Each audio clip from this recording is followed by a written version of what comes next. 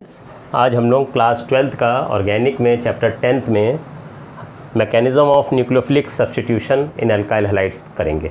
इसमें दो होती हैं, एक SN1 मैकेनिज़्म होती है और एक होती है SN2। न्यूक्लियोफाइल का मतलब क्या है? जब न्यूक्लियस लविंग चीज़ आके लगे। जैसे सपोजिंग ये है पॉजिटिव, ठीक है, तो इसके ऊपर आके कोई चीज़ लग रही है, मान लो OH नेगेटिव आके लग रहा है इसके ऊपर, तो इसको हम कहेंगे न्यूक्लियोफाइल। न्यूक्लियो माने न्यूक्लियस और फाइल माने लविंग, तो पॉजिटिव को जो लव करता है वो न्यूक्लियोफाइल होता है। तो एक्चुअल में देखा जाए जो नेगेटिव होता है वो न्यूक्लियोफाइल होता है। तो न्यूक्लियोफिलिक सब्स्टिट्यूशन देखना है हमें हेलो एल्केन्स में, ठीक है। इसमें मैकेनिज़्म दो हैं, एक SN1 मैकेनिज़्म है और एक SN2 मैकेनिज़्म है, ठीक है। SN2 मैकेनिज़्म में क्या होता है? SN2 वाले को हम क्या कहते हैं? Nucleophilic substitution bimolecular. बाईमोलिकुलर मतलब है दो मॉलिक्यूल्स पे डिपेंडेंट है। Rate of reaction is dependent on the concentration of two terms, ठीक है।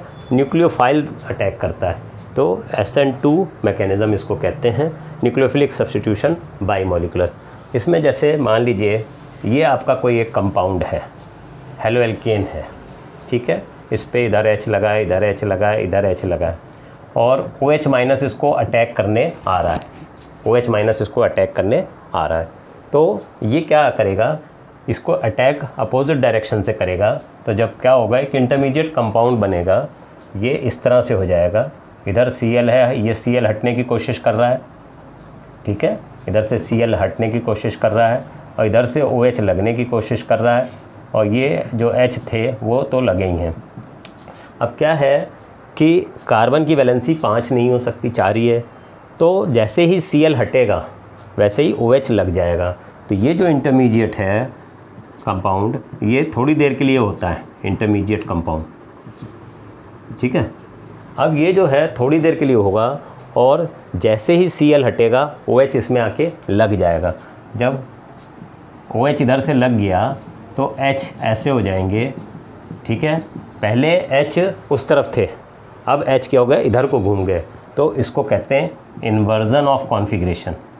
इन्वर्जन ऑफ कॉन्फ़िगरेशन एक्चुअली में जैसे छाता है, मोटरसाइकिल पे या स्कूटर पे हम बैठ रहे हैं, छाता यूँ है, पानी बरस रहा है, हमने छाता यूँ कर रखा है, और जैसे ही मोटरसाइकिल स्कूटर वगैरह चलती है वो छाता उल्टा घूम जाता है हवा की वजह से, तो वो इन्वर्जन हो गया। तो ऐसे ही है, पहले H इधर को लगे थे, अब OH के लगते ही H उधर को हो गए, तो ऐसा कहते हैं इसको इन्वर्जन ऑफ कॉन्फ़िगरेशन। और Cl माइनस जो है वो हट गया, OH माइनस जो है इस पर आके लग गया। ये OH माइनस को हम न्यूक्लियोफाइल कहते हैं, इसको हम कहते हैं न्यूक्लियोफाइल। और ये जो है हेलो एल्केन है। अब इसमें न्यूक्लियोफिलिक सब्स्टिट्यूशन हो रही है, न्यूक्लियोफाइल आके Cl को हटा के वहाँ पे लगता है कार्बन के ऊपर। अब इसमें होता क्या है कि ये सिंगल स्टेप में रिएक्शन हो रहा है, इसके अंदर OH इसको ज़्यादा आसानी से अटैक कर पाएगा अगर यहाँ पे अल्काइल ग्रुप्स कम लगें, यहाँ पे अगर स्टेरिक हिंड्रेंस कम है, भीड़ भाड़ कम है। जब H लगे हैं तो OH आसानी से अटैक कर पाएगा, बट अगर यहाँ पे अल्काइल ग्रुप लगे होते तो भीड़ भाड़ ज़्यादा होती, तो OH को अटैक करना मुश्किल होता। तो इसलिए इसके केस में SN2 में प्राइमरी अल्काइल हैलाइड की रिएक्टिविटी ज़्यादा होगी, सेकेंडरी की उससे कम होगी, टर्शी की और भी कम होगी, ठीक है ना, क्योंकि जितनी ज़्यादा भीड़ भाड़ होगी OH माइनस को इधर से लगना मुश्किल होगा। तो reactivity with alkyl halides, reactivity with alkyl halides decreases in this order, will decrease in this order। Primary alkyl halide जल्दी रिएक्ट करेगा, सेकेंडरी बाद में करेगा, टर्शी और भी बाद में करेगा। तो हम यो भी याद कर सकते हैं, ज़्यादा वाले में कम, और जो SN1 में होता है उसमें टर्शी ज़्यादा, कम वाले में ज़्यादा। तो एनीवे इसमें अब हम ये देखते हैं कि टर्शी वाले में अगर होता, अगर यहाँ पे हाइड्रोजन की जगह अल्काइल ग्रुप होता, ठीक है, तो जैसे यहाँ पे हाइड्रोजन हटा देता हूँ और मैं यहाँ पे एल्काइल ग्रुप लगा देता हूँ, तो यहाँ पे ये हाइड्रोजन, इस पे इस कार्बन पे भी हाइड्रोजन हाइड्रोजन और हाइड्रोजन, इस कार्बन पे भी हाइड्रोजन हाइड्रोजन हाइड्रोजन। अब OH माइनस को इधर से आके अटैक करना है तो कितना मुश्किल हो गया, टर्शी में अटैक करना मुश्किल होगा, तो टर्शी हेलो एल्केन की रिएक्टिविटी कम होगी। प्राइमरी में रिएक्ट करना आसान था, तो रिएक्टिविटी जो एल्काइल हैलाइड्स की SN2 में अगर देखा जाए तो प्राइमरी की रिएक्टिविटी ज़्यादा होगी, सेकेंडरी की उससे कम होगी, टर्शी की सबसे कम होगी, क्योंकि टर्शी में स्टेरिक हिंड्रेंस बहुत ज़्यादा है, OH माइनस को अटैक करना मुश्किल होगा। ठीक है जी। तो SN2 मैकेनिज़्म में 3 बातें हमने देख ली। पहली बात हमने क्या देखी कि जब OH आके इसको अटैक करना चाहेगा, ठीक है, तो इसके अंदर अगर प्राइमरी एल्काइल हैलाइड है तो रिएक्टिविटी ज़्यादा होगी, सेकेंडरी होगा तो कम होगी, टर्शी में और कम होगा। दूसरी बात है कि इस रिएक्शन के अंदर रेट ऑफ रिएक्शन डिपेंड कर रहा है न्यूक्लियोफाइल पे भी और हेलो एल्केन पे, दोनों पे डिपेंड कर रहा है, इसीलिए इसको SN2 मैकेनिज़्म कह रहे हैं, nucleophilic substitution bimolecular. The rate of reaction in case of SN2 depends on the concentration of nucleophile as well as haloalkane, दोनों की कंसंट्रेशन पे डिपेंड करता है। जो SN1 होता है उसमें केवल एक की कंसंट्रेशन पे डिपेंड करता है, ठीक है, उसमें खाली हेलो एल्केन की कंसंट्रेशन पे डिपेंड करता है, न्यूक्लियोफाइल पे नहीं करता, क्योंकि उसमें कार्बोकैटायन बनता है, तो न्यूक्लियोफाइल की कंसंट्रेशन पे ज़्यादा उसमें अफेक्ट नहीं है, it is more dependent on the concentration of halo alkane. तो इसलिए हम SN2 में इन दोनों की कंसंट्रेशन पर डिपेंडेंट। तो एक बात देख लिया कि प्राइमरी ज़्यादा रिएक्टिव है सेकेंडरी का। इसमें इन्वर्जन ऑफ कॉन्फ़िगरेशन भी होता है, कब, जब OH Cl के अपोजिट जाके लगा है और ऐसा हो गया है, तो ये इन्वर्जन ऑफ कॉन्फ़िगरेशन है। अगर OH Cl को हटा के यहीं पे लग जाता और सेम कॉन्फ़िगरेशन बनी रहती तो फिर वो रिटेंशन ऑफ कॉन्फ़िगरेशन होता। ठीक है। तीसरी बात है कि ये सिंगल स्टेप में ही हो रहा है, इसमें एक इंटरमीडिएट कॉम्प्लेक्स बनता है, बहुत कम समय के लिए होता है, और वो जैसे ही Cl हटेगा OH आके लग जाएगा and you will get the final product. तो ये SN2 न्यूक्लियोफिलिक सब्स्टिट्यूशन रिएक्शन है, इसकी ये मैकेनिज़्म है। ठीक है। अब जब हम बात करते हैं SN1 की, तो उसके अंदर इससे थोड़ा सा डिफरेंट है। उसके अंदर क्या क्या है उसको हम इसको हटा के फिर समझाते हैं आपको। ठीक है, इसको मिटाता हूँ मैं। हाँ जी स्टूडेंट्स, अब हम SN1 न्यूक्लियोफिलिक सब्स्टिट्यूशन देखेंगे। SN1 का मतलब है न्यूक्लियोफिलिक सब्स्टिट्यूशन मोनोमोलिकुलर या यूनिमोलिकुलर, मतलब है इसमें जो रेट ऑफ रिएक्शन है वो एक कंसंट्रेशन टर्म पे डिपेंड करेगा, हेलो एल्केन पे डिपेंड करता है। कैसे? जैसे मान लीजिए ये हेलो एल्केन है, ठीक है, इसमें 3 तरफ एल्काइल ग्रुप लगा हुआ है। ठीक है। अब पहले ये डिसोशिएट करेगा, Cl हटेगा और इस पर पॉजिटिव चार्ज आएगा। ठीक है, तो ये कार्बोकैटायन बन गया, ये है कार्बोकैटायन, टर्शी कार्बोकैटायन है, और Cl माइनस अलग हट गया। ये फर्स्ट स्टेप है, ये स्लो स्टेप माना जाता है क्योंकि यही रेट को डिटरमिन करता है, इसी पे रेट ऑफ रिएक्शन डिपेंड करेगा। हेलो एल्केन का कार्बोकैटायन बनने में जितना टाइम लगेगा उतना रिएक्शन टाइम लेगा। तो ये अगर जल्दी टूट के कार्बोकैटायन बनता है तो रिएक्टिविटी ज़्यादा होगी।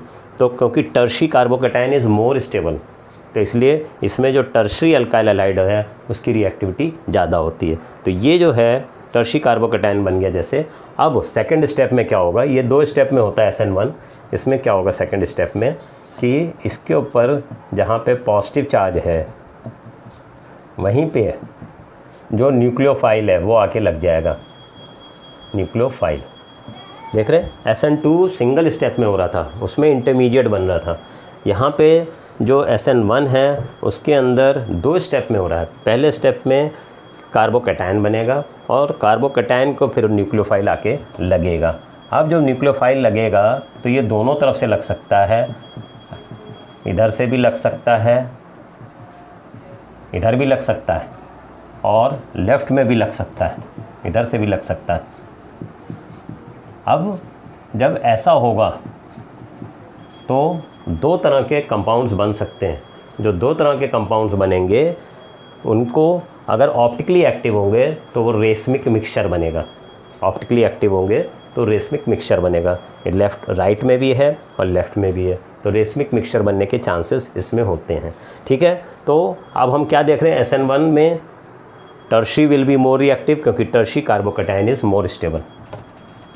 Tertiary carbocation is more stable. Tertiary carbocation more stable क्यों होता है? क्योंकि इस पर पॉजिटिव चार्ज है और 3 अल्काइल ग्रुप इसको इलेक्ट्रॉन फेंकेंगे तो इसका पॉजिटिव चार्ज कम हो जाएगा। जब पॉजिटिव चार्ज कम होगा तो स्टेबिलिटी बढ़ेगी। तो टर्शी में 3 अल्काइल है तो सबसे ज़्यादा स्टेबल कौन होगा? टर्शी। अगर सेकेंडरी होगा तो 2 ही अल्काइल लगे होंगे तो कम स्टेबिलिटी होगी। प्राइमरी में 1 ही लगा होगा तो और भी कम होगी। तो SN1 मैकेनिज़्म में रेट ऑफ रिएक्शन की क्या ऑर्डर है? Tertiary will be more reactive than secondary than primary. जो टर्शी अल्काइल हैलाइड है, ठीक है, उसकी रिएक्टिविटी ज़्यादा होगी। Reactivity order of alkyl halides, ठीक है, टर्शी अल्काइल हैलाइड ज़्यादा रिएक्टिव होगा, सेकेंडरी उससे कम होगा, प्राइमरी उससे कम होगा। तो अब हमने देख लिया कि SN2 और SN1 में अगर 3 डिफरेंसेस मेन देखे जाएँ तो SN2 जो है 2 कंसंट्रेशन टर्म पे डिपेंड कर रहा है, SN1 केवल 1 पे डिपेंड कर रहा है, वो है हेलो एल्केन। ठीक है, दूसरी बात, SN2 जो है वो प्राइमरी अल्काइल हैलाइड उसमें ज़्यादा रिएक्टिव है, पर SN1 में टर्शी अल्काइल हैलाइड ज़्यादा रिएक्टिव है। SN2 सिंगल स्टेप में था, SN1 2 स्टेप में हो रहा है। ठीक है, इसमें पहले कार्बोकैटायन बनेगा और कार्बोकैटायन की स्टेबिलिटी पे ही रेट ऑफ रिएक्शन डिपेंड करता है, इसलिए अल्काइल हैलाइड जो है उसके कंसंट्रेशन पे ही रेट ऑफ रिएक्शन डिपेंड करेगा, ना कि हेलो एल्केन पे। तो इस तरह से हम देख सकते हैं कि SN1 एंड SN2 की ये मैकेनिज़्म है। तो मैं शॉर्ट में इसको हटा के एक बार लिख दूंगा कि इनमें क्या डिफरेंसेस है दोनों में। ठीक है, आप इसको उतार लीजिए, मैं इसको हटाता हूँ और इनके दोनों के डिफरेंसेस मेन लिख देता हूँ। ओके स्टूडेंट्स, इसके अंदर मैंने जो डिफरेंस बताए हैं SN1 एंड SN2 में क्या है, SN1 फर्स्ट ऑर्डर काइनेटिक्स को फॉलो करता है। रेट ऑफ रिएक्शन क्योंकि एक ही कंसंट्रेशन टर्म पे डिपेंड कर रहा है तो फर्स्ट ऑर्डर काइनेटिक्स, इसमें 2 कंसंट्रेशन टर्म्स पे कर रहा है इसलिए सेकंड ऑर्डर काइनेटिक्स फॉलो करता है। ठीक है, ये 2 स्टेप में होता है SN1 और SN2 सिंगल स्टेप में हो जाता है, बीच में इंटरमीडिएट बनता है, जैसे ही वो स्टेप पूरा होता है तुरंत ही प्रोडक्ट बन जाता है। इसमें क्या होता है, पहले कार्बोकैटायन बनेगा फिर एल्केन बन पाए, मतलब है कि उसके अंदर Cl हटेगा तब OH लगेगा। ठीक है, पहले कार्बोकैटायन बनेगा फर्स्ट स्टेप में, जो स्लो स्टेप है, बाद वाला फास्ट स्टेप है, दो स्टेप में चल रहा है। इसमें रेसमाइजेशन में टेक प्लेस, इसमें क्या होता है, जब कार्बोकैटायन बन गया तो अगर अब दोनों तरफ से लेफ़्ट और राइट दोनों तरफ से OH आके लग सकता है, न्यूक्लियोफाइल आके लग सकता है, तो इसमें ऑप्टिकली एक्टिव 2 कंपाउंड्स बन सकते हैं और जब बराबर क्वांटिटी में दोनों ऑप्टिकली एक्टिव कंपाउंड्स बनेंगे तो रेसमिक मिक्सचर बनता है, मतलब रेसमाइजेशन हो सकता है। इसमें इन्वर्जन ऑफ कॉन्फ़िगरेशन हो सकता है क्योंकि अगर Cl के अपोजिट में OH जाके लगेगा तो इन्वर्जन ऑफ कॉन्फ़िगरेशन होगा, अगर बाई चांस Cl को हटा के वहीं पे OH लग जाएगा तो रिटेंशन हो जाता है। ठीक है, इसमें ऑर्डर ऑफ रिएक्टिविटी जो है अल्काइल हैलाइड्स की 1 वाले में 3, कम वाले में ज़्यादा। टर्शी अल्काइल हैलाइड की रिएक्टिविटी ज़्यादा है, सेकेंडरी की कम है, प्राइमरी की और भी कम है। क्यों? क्योंकि टर्शी कार्बोकैटायन ज़्यादा स्टेबल है। इसके अंदर जो है order of reactivity, primary is more reactive, secondary less, tertiary और भी कम, क्योंकि प्राइमरी में भीड़ भाड़ कम है, स्टेरिक हिंड्रेंस कम है, तो अटैक करना न्यूक्लियोफाइल का आसान है। और 5वीं बात है कि polar protic solvents, protic solvents मतलब जो H दे सकते हैं, वाटर है, अल्कोहल है, एसिड है, वो दे सकते हैं। हाई डाइलेक्ट्रिक कांस्टेंट वाले जो हैं वो फेवर करेंगे SN1। डाइलेक्ट्रिक कांस्टेंट हाई का मतलब है जो इन कंपाउंड्स को बीच में बॉन्ड तोड़ने में आसानी से फेवर करता है, तो उसके केस में पोलर प्रोटिक सॉल्वेंट्स जो हैं उनके केस में SN1 चलता है।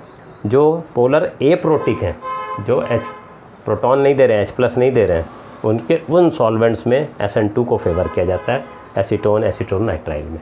ठीक है बच्चों, तो मैंने ये आपको मेन चीज़ें इसके अंदर बता दी, SN1 एंड SN2 मैकेनिज़्म में क्या डिफरेंसेस हैं और क्या उनका मैकेनिज़्म है। ठीक है बच्चों, इस बार इन्होंने कोर्स में दे रखा है तो इसको ठीक से कर लीजिए। इसके ऊपर क्वेश्चन दिए जाते हैं, 2 क्वेश्चन दे दिए जाएंगे कि भाई इन दोनों को बताओ कि SN2 में ऑर्डर ऑफ रिएक्टिविटी क्या होगी। तो एक क्वेश्चन मैं छोटा सा आपको करके दिखाता हूँ यहीं पे, इसको हटाता हूँ और फिर आपको एक क्वेश्चन करके दिखाता हूँ कि SN2 और SN1 में कैसे लगाया जाता है। ओके, इसको हटाता हूँ। हाँ जी बच्चों, अब क्वेश्चन मैंने एक दिया है, predict the order of reactivity of 4 isomeric bromobutanes in SN1 and SN2 reactions. दोनों मैकेनिज्म से हमें समझाना है कि क्या ऑर्डर ऑफ रिएक्टिविटी होगा। अब आइसोमेरिक ब्रोमोब्यूटेन्स कह रहा है, तो इसके 4 जो ब्रोमोब्यूटेन्स हैं वो एक तो ये हो सकता है कि OH हमने किनारे लगा दिया है, स्केलेटन बना रहा हूँ है ना, और सेकंड हो सकता है कि OH हमने सेकंड कार्बन पे लगा लिया, ठीक है। थर्ड हो सकता है कि हमने इसको ऐसे ले लिया, ये प्राइमरी है, ये सेकेंडरी है और ये टर्शरी है, और इन्होंने कहा है 4 ब्रोमोब्यूटेन्स, और चौथा हमने और क्या ले लिया, उसकी पॉसिबिलिटी ये हो सकती है, ठीक है। तो ये प्राइमरी हो गया, क्योंकि जिस कार्बन पे OH लगा है उसके एक साइड में कार्बन है, इधर तो H है, इधर भी H है, ठीक है। इसमें 3 तरफ है तो टर्शरी है, इसमें 2 तरफ कार्बन है तो सेकेंडरी है, इसमें एक ही तरफ है तो प्राइमरी। ये भी प्राइमरी है, ये भी प्राइमरी है, ठीक है। अब हमको SN1 मैकेनिज़्म में देखना है। SN1 में हमें मालूम है कि टर्शरी इज़ मोर रिएक्टिव, ठीक है, तो सबसे ज़्यादा रिएक्टिव टर्शरी होगा। तो SN1 में अगर रिएक्टिविटी दे जाएगा, रिएक्टिविटी